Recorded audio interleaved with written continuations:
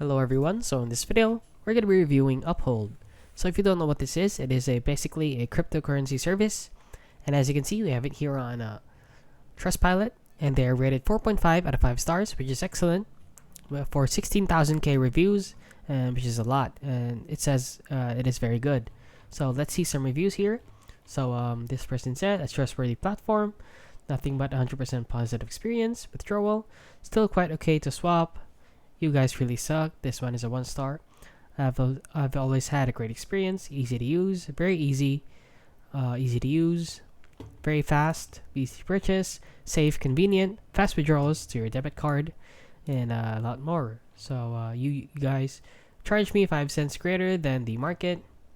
Uphold is one of the best exchanges. So let's read some more.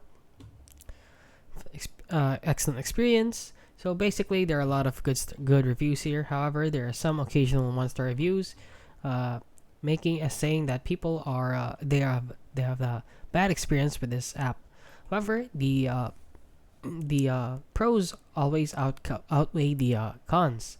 The positive very heavily outweighs the negatives right here, which is reflected right here in the reviews.